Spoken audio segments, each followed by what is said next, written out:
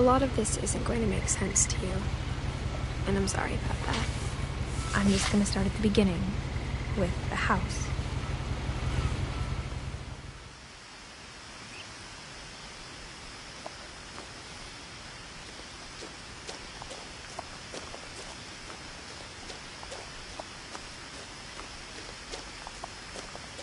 I lived here until I was 11, but I wasn't allowed inside half the rooms.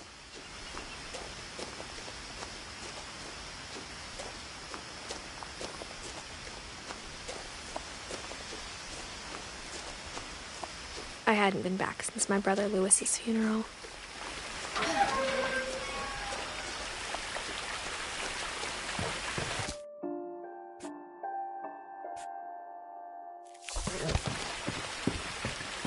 In her will, my mother left me a key, but didn't tell me what it unlocked. Maybe she thought I'd know, or she thought that the mystery would be enough to bring me back.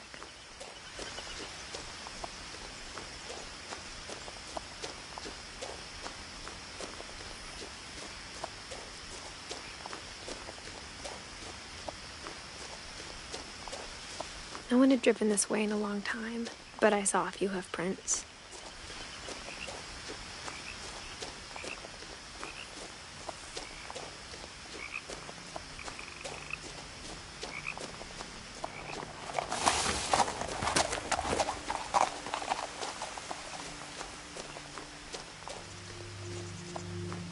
The truth is, even after I inherited the house, I never thought I'd come back to it.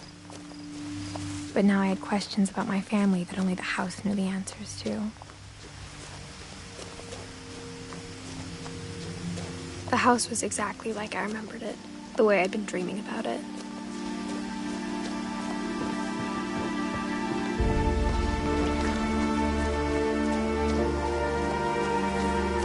As a child, the house made me uncomfortable in a way I couldn't put into words. Now, as a 17-year-old, I knew exactly what those words were. I was afraid of the house.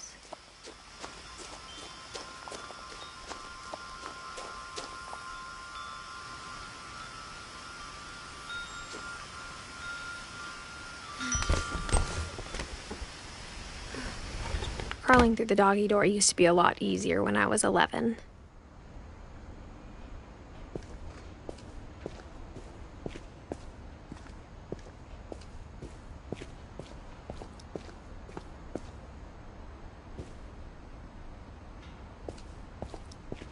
For the first time in years,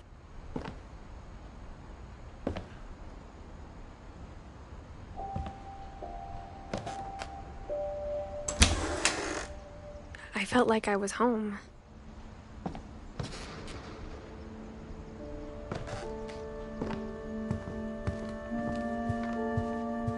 The table was still a wreck from the night we left. Nothing in the house looked abnormal, like a smile with too many teeth. Mom always told me to stay out of the basement, so I wasn't too surprised when the key didn't fit.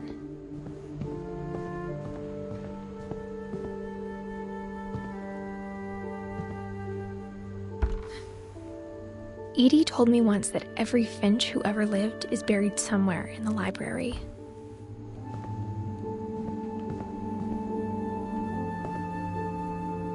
My mom wasn't much of an optimist, but she never stopped believing that my brother Milton was alive.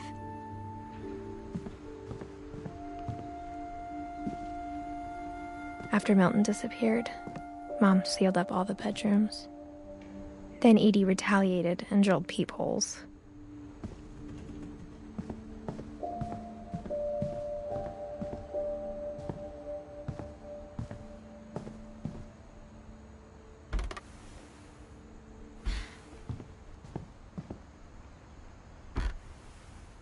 My Grandpa Sam spent 7 years sharing a room with his dead brother, Calvin.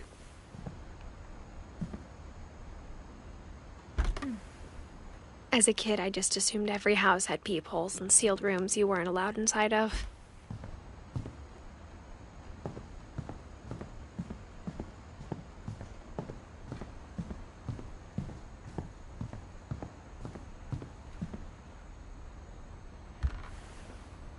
Molly always seemed like a girl I could imagine being friends with, if she hadn't died in 1947.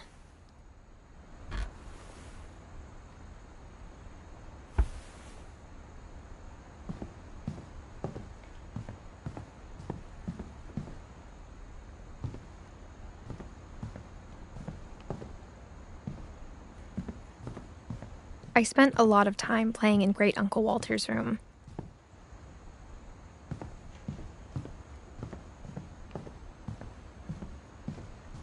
Lewis told me there were secret passages, but I never believed him.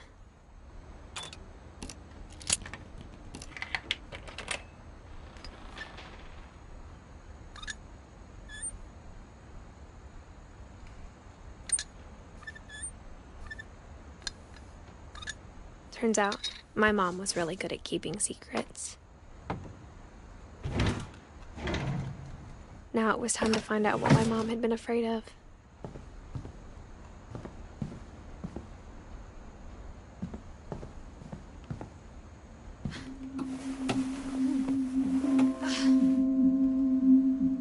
Reading this, maybe it sounds like I had a plan.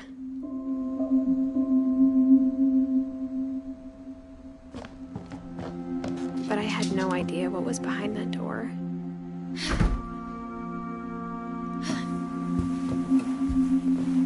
Just like I had no idea where all this was gonna lead.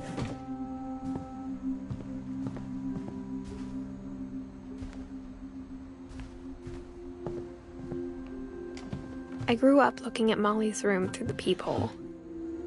Molly's gerbil had a tiny bedroom with its own even tinier gerbil cage.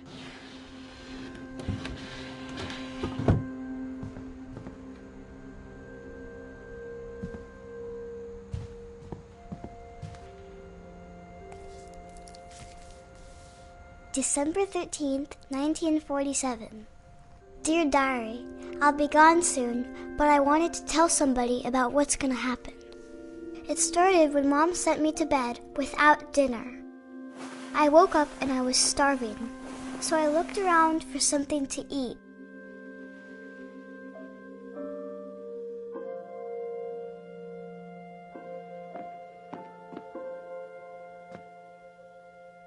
My Halloween candy was all gone.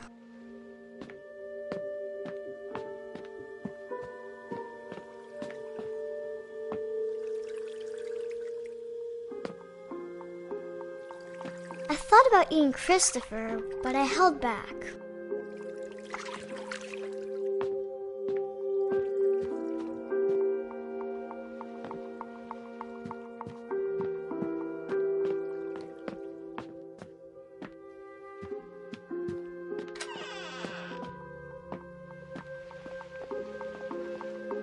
I ate a lot of things that night.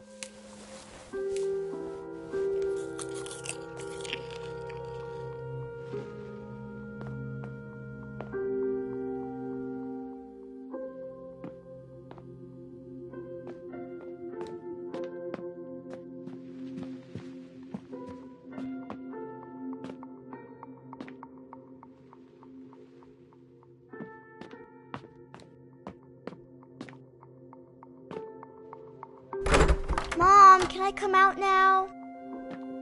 Sweetheart, it's late. Go to sleep.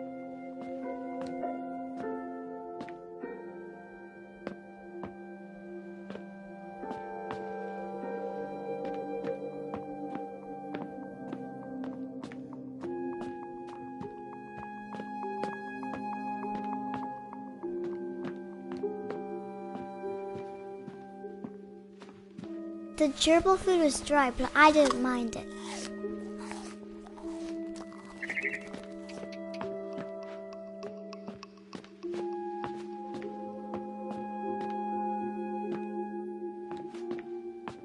Then I heard chirping outside my window. It was a barn swallow going back to her nest. I reached out for her.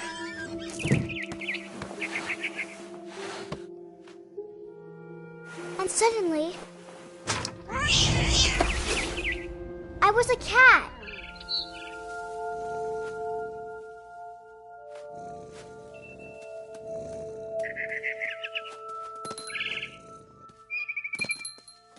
I tried to be quiet, but the bird was really scared.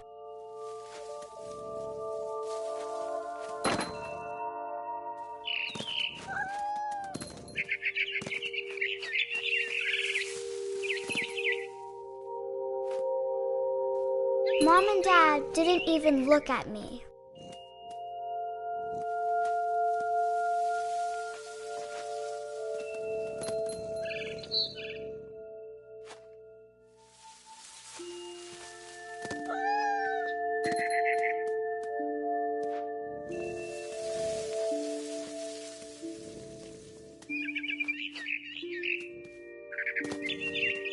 The babies were all gone.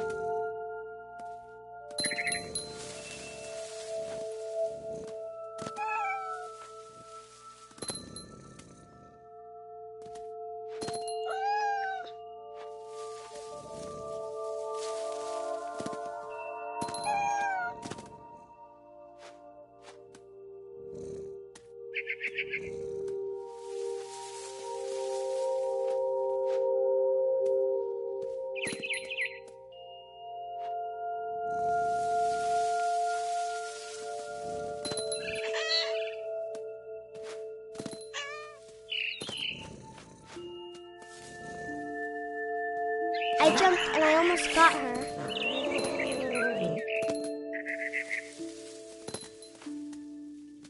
I could tell she was getting really tired. Now I was up in the big tree. I promised Dad I wouldn't climb it anymore. All I cared about was eating that mama bird.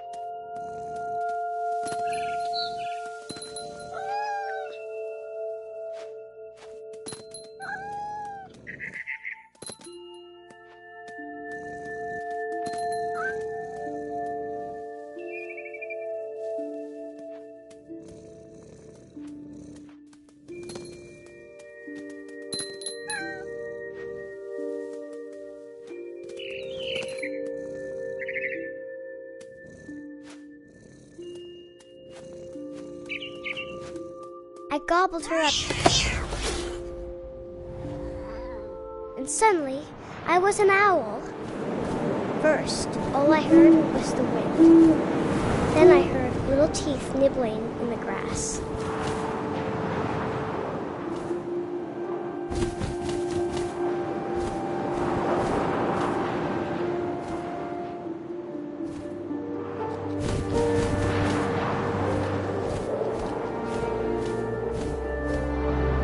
Rabbits.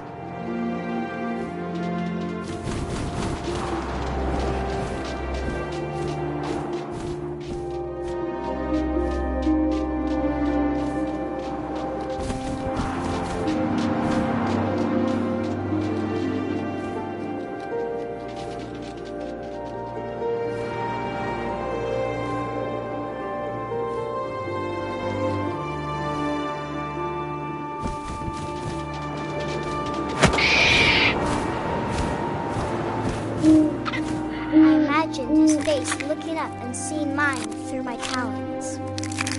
I swallowed him up, and I didn't chew one bit. Then I flew off to find something bigger.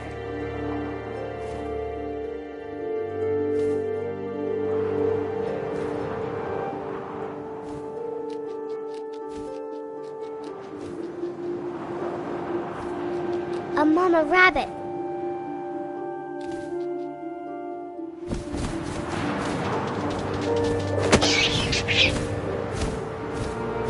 She was almost too big to carry.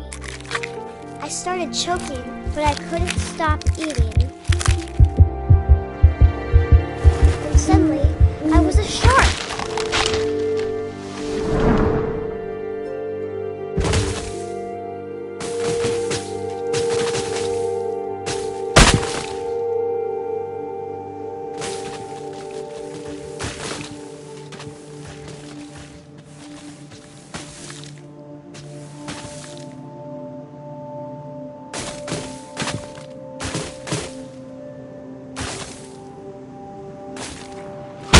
I rolled off a cliff and into the ocean. Now, I was hungrier than ever.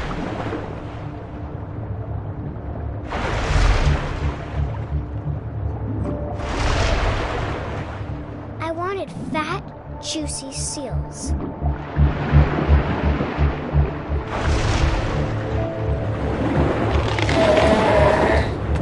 I tore off her flipper, and it tasted really good.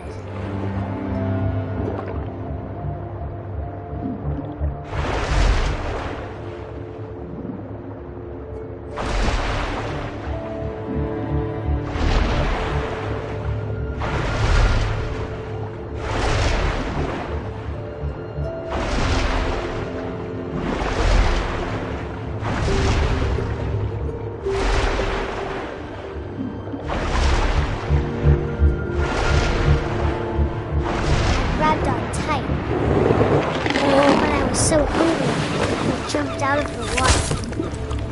When I opened my eyes, everything had changed.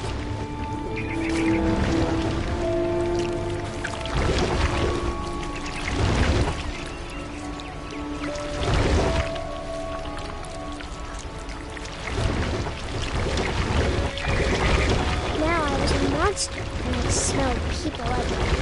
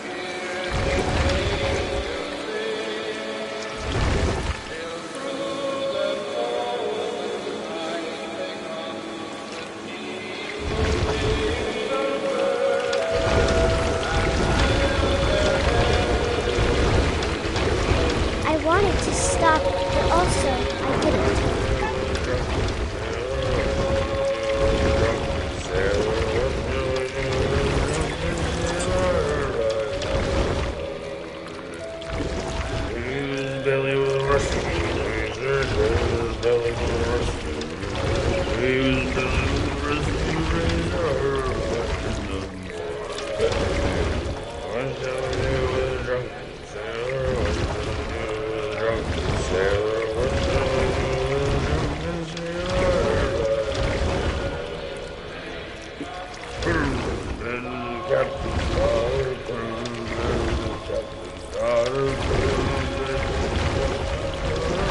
the last passenger, I was still hungry.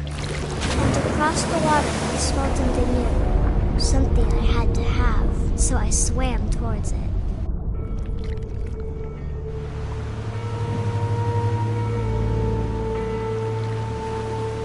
I slithered onto the sand, and the good smell went into an old pipe.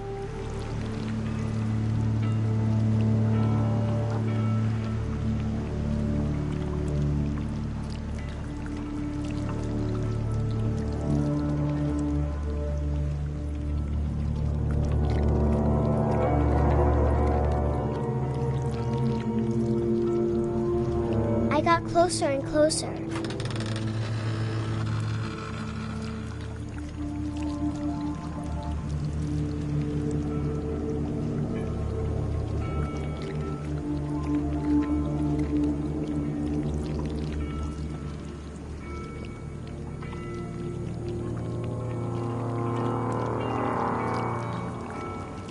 All my stomach started growling. And suddenly, I was me again. I held my breath for a long time, but I couldn't hear anything.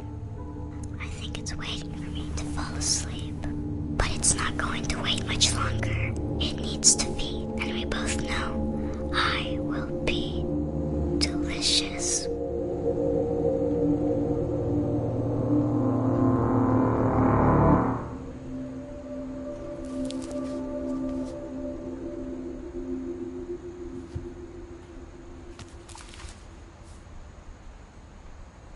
I'm not sure if I believed all of that, but I'm sure Edie would have. I got the sense Edie had spent a lot of time here.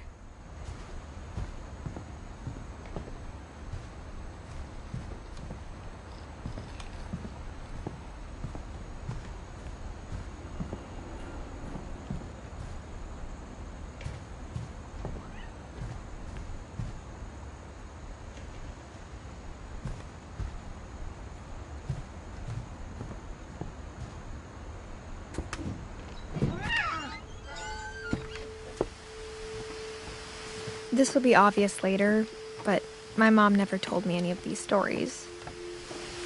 Edie would have, but Mom didn't like bringing up the past. Though, when we adopted a stray kitten, she was the one who named it Molly. I spent a lot of time in Great-Grandma Edie's room. Even in her 90s, sometimes Edie seemed a lot younger than my mother. The only trace Grandpa Sam's first wife, Kay, left on the house was the pink bathroom. It was a pretty big trace.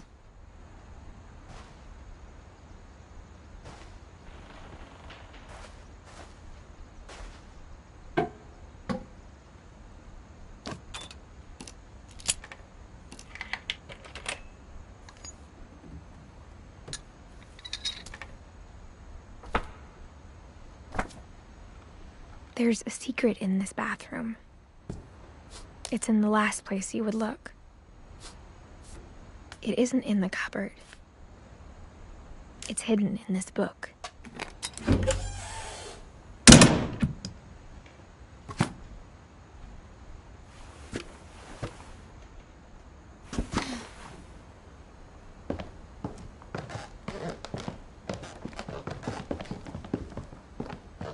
From the paintings on the wall, it was clear my brother Milton had been here before me.